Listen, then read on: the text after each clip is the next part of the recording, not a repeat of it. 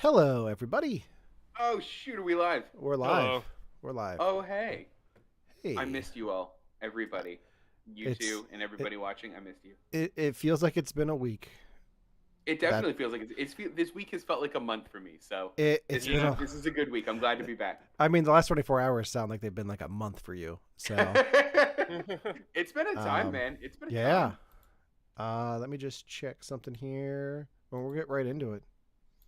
Yeah, we're good. Good, because there's a lot to talk about, and it's There is. mm, I forgot can't to wait. give you guys the order. Oh well, we're just gonna go Yeah, with we'll do it. it on the fly. Who cares? Yeah. Let's just get into it. All right, good. Hey, everybody, welcome. Nope, don't like that. Hey, everybody, welcome to You Have to Watch This podcast. I'm Alan, I'm Ryan. And I'm Devin. and today we're talking about Ryan's pick, the 1986, 1986. 1986 film, The Money Pit, starring Tom Hanks and Shelley Long. But before we get into that, welcome, guys. It's been a while. Like we said in the pre-show, it's been a week. And boy, has it been a week. How are you guys doing? I'm good. I'm good. Tired. There's a part that we're gonna talk about that happens before we talk about the money pit that like made my week. Oh, And yeah. like I reacted to so unnaturally well, and I just need to talk to you guys about it. I know that's Yeah. last. I do know that. It's last. Okay, good. I We're saved saving the that best one for last, then, yes. baby. Yeah. So what Devin's alluding to is every week we start the show off by talking about things that we watched in pop culture. And I have a few movies that I watched that I'm not going to talk about here because I'm saving them for when I make you guys watch them on the podcast. What movies were they? I finally sat down and watched Everything Everywhere All at Once. Okay, so friend of the show, Captain Nostalgia, Mhm. made a TikTok about this where he loved the movie, but his wife said it was boring and predictable. Where do you land on that? Because I've never heard the take that it's boring and predictable before, and now I'm worried.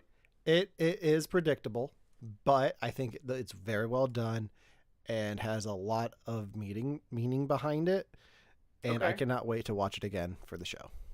All right, cool. I I got to talk about it a little bit. Yeah, a little bit. It's one of those movies I bought on on the Black Friday sales because I wanted it. I wanted to see it, couldn't rent it from the library on anything but DVD. But I was like, yeah.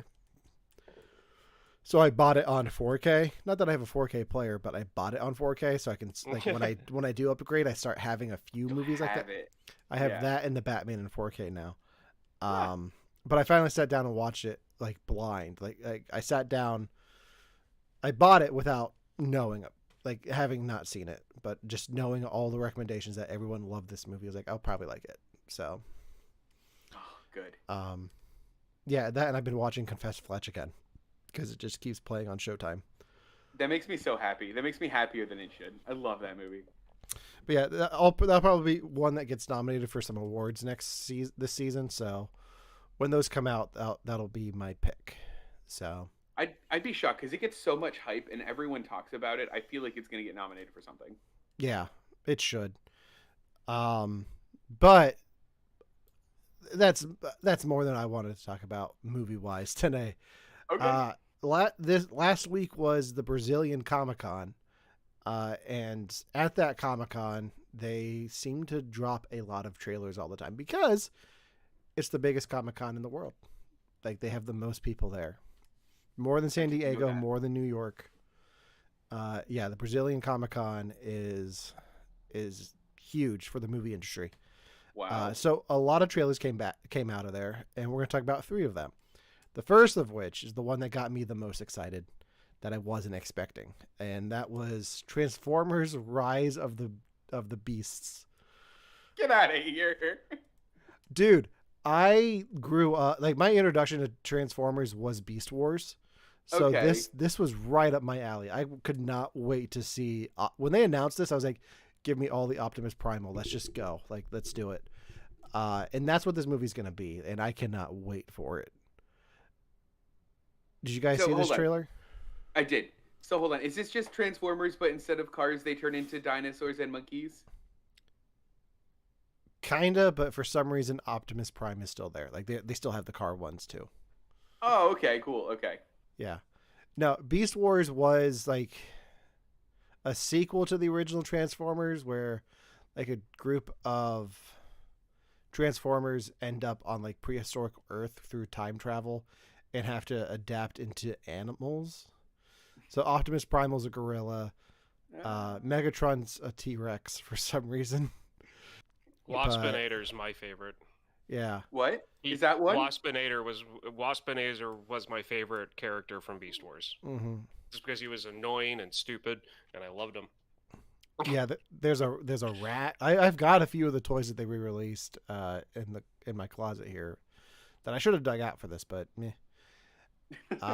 So it's been years since I was excited for a Transformers movie because I was burned on the second and third ones. Mm-hmm. And I haven't watched one since, like beginning to end. But this would get me back into the franchise for this one film and this one film only. So is this by Michael Bay? Is he just continuing with this? Is this the same person No. that did Bumblebee? I didn't pay attention to who did it. I didn't either. It's directed by Stephen Caple Jr., who was the director on Creed 2. I guess that's his only big feature is Creed 2, and then like some TV stuff. But yeah, the movie stars Anthony Ramos, Michelle Yeoh, and Peter Dinklage. Whoa, I haven't heard about him in a while. And Ron Perlman is the voice of Optimus Primal. So I'm not mad about that. yeah. Ryan, so you have history with this too? Yeah, I mean, Beast Wars was one of those, like when I was in middle school, I believe, or even maybe early high school. It was one of the first shows that I remember watching that like 3D animation didn't bother me. It was like this and in the show Reboot. Yay! Yeah, but I love Reboot. Beast Wars was great. I mean, you had like it was different in the fact that like it was animals instead of vehicles, and it was, yeah. I mean, just like Alan, like it was my introduction to like actually watching a show on Transformers and not just like seeing the toys and like in the original animated movie, because like I wasn't of age when the first. Well, I don't even think I was. Like I was way too young. If pre-young, if you want to put it that way, when the original show came out. Mm-hmm. I appreciate pre-young. So you excited for this movie too, or? I want to kind of see what the reception is to it. Just because, just like Alan said, like I like the first Transformers movie. Mm-hmm. I don't really like any Transformers movie that came out after that, and right. those movies ruined Michael Bay for me. So, like, I really want to. Even though he's not doing it, like I want to give it like some time before I jump into it. Good movie. I've heard good things about it. The only thing I've ever seen of any Transformers movie was Bumblebee and Dark of the Moon, or whatever that one was. And yeah, sorry. It's good. Bumblebee was good. I liked it. My thing was like Bumblebee really wasn't that big of a character until the first Michael Bay Transformers movie. Yeah. And that was my thing. It was like I'm a character that like to me if it was I don't know, even Starscream to me would have been I don't know. Starscream, come on now. I would have been more interested in it. I wouldn't want a whole movie of Starscream. Oh, I would. You. So another trailer that came out that I hope we all watched was the trailer for Indiana Jones and the Dial of Destiny. Guys, what do we think about Indiana Jones 5? I really don't care. Really? Are we all going to be cynical about this? No. I'm not even being cynical about it. The story's done. He passed on the hat to Shia LaBeouf at the end of last one. I didn't even watch that one all the way through.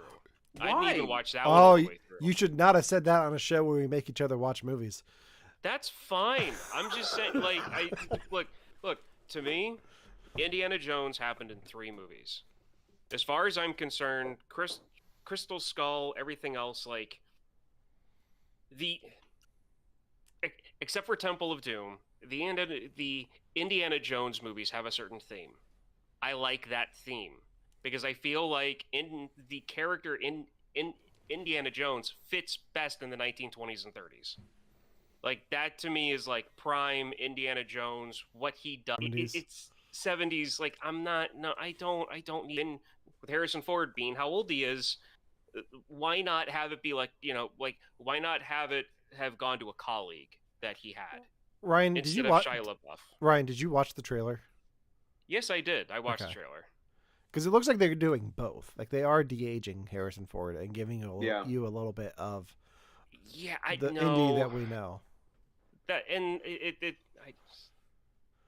Okay. I'm gonna have to see it to really like determine how I truly feel about it. It's just at this very moment, like That's fair. That's that fair. doesn't need to be a 5. Yeah. It doesn't need to be. Devin, how about you? You know what? If we're in the business of taking back things that I love from my childhood and selling them back to me now that I have expendable income, give me more stuff like this. Give me, I mean, this looks like it's going to be around the same vein as, what was it, Ghostbusters Afterlife? Mhm. Where it's like stupidly reverential of its source material, absolutely loves what it is doing and what it used to be, and is like, remember the thing? Here it is Yeah. again, but a little bit better for the new ones. Yeah. And you know what? Fine. It looks like they got the tone right. The cinematography looks like how I remember it being. Like Mhm. more so. Like I went back and watched a Crystal Skull trailer before this one, or after I watched this one, just to like see if I remember right. Because I'm like, this looks like an Indiana Jones movie more than Crystal Skull did to me. And I think even the cinematography, at least in the trailer, looks closer to source, Yeah. like what I remember. I mean, I want to watch it. I'll watch it. What has me excited, besides Sala showing up at the beginning of the trailer, Yeah. That was cool. and I was just waiting for him to hold up an axe because you've ruined me with Lord of the Rings now. It's directed by James Mangold, who did Logan and the Wolverine. Like he has a good track record. So I'm excited. He knows to how to work with old people. see... Exactly. And like a lot of what I've heard about how they filmed this, like it's not going to be Harrison Ford, who's like 90 years old doing his own stunts. They made one of those hyper realistic latex masks and put it on stunt guys. Like Mission Impossible? Yeah, but like the good ones, like the one Bryan Cranston wore of himself to Comic-Con that one time. That's what they did. Oh, that's dope. Okay. It's for like the stunt scenes. So when he's fighting. Yeah. And the thing that I'm sad about, but also excited, this might be like the last score that John Williams does. No, really? He's retired from Star Wars. Well, this might be the last big franchise that he does. I know he did the score for the Fabelmans, but I don't know how many more scores we're gonna get out of John Williams. So I'm excited for that. Being the soundtrack geek that I am, I have my Rogue One up because I talked about Andor on Victims and Villains, and I just haven't changed up my background. So how is the Rogue One score? Is it good? Yeah, it's Michael Giacchino. Yeah. Okay. So like one of my favorite composers of all time. My favorite thing about it though is Michael Giacchino is known for punny titles for every track. That's right. I remember that. Yeah. But for Star Wars, they wouldn't let him do that. So in the liner notes, he has like alternative track names for every song. So like the last song where Vader like shows up in the hallway scene, it's called "Live and Let Jedi." I love that. Sneaky man. Yeah. And that's I definitely renamed all the tracks in my iTunes to those titles. You absolutely should. Yeah, I'm excited for this. June's going to be an interesting month because not only do we have Indiana, so yeah, yeah. Good. So it's going to be a lot of fun stuff. Devin, you want to introduce the last one, the last trailer that we're going to talk about? All right, so this trailer came out. I think I was the first one of the people that I know to watch it, and I lost my freaking mind. It's a trailer for Guardians 3. I have never in my adult life, and I don't know what's going on with me. I've never in my adult life been so pumped by a single trailer than this movie. This trailer has everything I want in it. It's got a good song that I've been listening to on repeat because that's what I do with Guardians music, apparently. It looks like it has a good, emotionally centered story. And you got someone throwing a ball at Drax, or Drax throwing a ball at a little girl's face, like in the first second of this. Like, everything about this looks like exactly what I want The Last Guardians to be. Because they really seem like, I mean, the poster that they released of it is like them literally riding off into the sunset. Like, I'm worried about what's going to happen to all of these characters. I know he's not going to kill all of them off, but I'm worried about what this next movie is going to be. Mm-hmm. And it looks like it's already going to get me like right in the feels, and I'm going to love it, and I'm going to be really disappointed if it's bad. What did you guys think? Because I think I like sent you guys the text, shut up everyone, here's this movie, watch it. So you did. Did you watch it? What did you think? Ryan, what do you want? I know you have I Marvel fatigue. Yes, I do have Marvel fatigue. Yeah. I watched it before coming on the show when Alan mentioned to watch it because Devin, I'm sorry, but as soon as I saw that it was what it was, I ignored it. Did you at least shut up like I told you to? I think I was quiet to begin with, so I mean. Yeah, all right, that's all that matters. Good. Anyway, it looks like it's going to be good. It looks like it's going to be a good Guardians movie. It's got the humor that I recognize from the others. I feel like it's going to deal more with a raccoon than I ever thought I'd want to know about. Mm-hmm. Because you see him before you see him. You see little raccoon. Oh, yeah. I love it.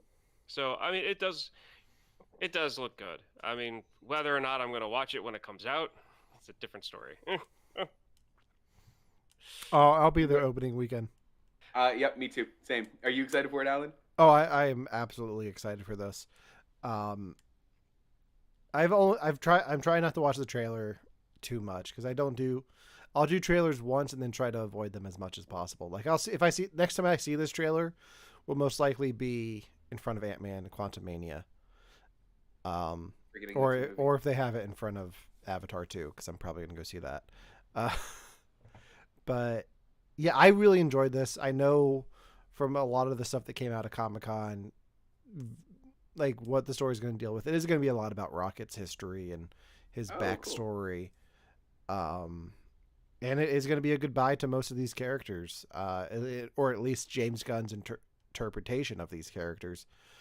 Because don't know if you guys know this, James Gunn has a new job running DC films. So yeah, that's right. So this is the end of this Guardians era, and I love the first two films. Like Devin, I'm obsessed with those soundtracks. Like I have them both on vinyl. So I need to get them both on cassette though, because you have to. I'm sure they make them somewhere. Oh, they do. Yeah, you know how much a cassette tape costs now? Like no, how much is it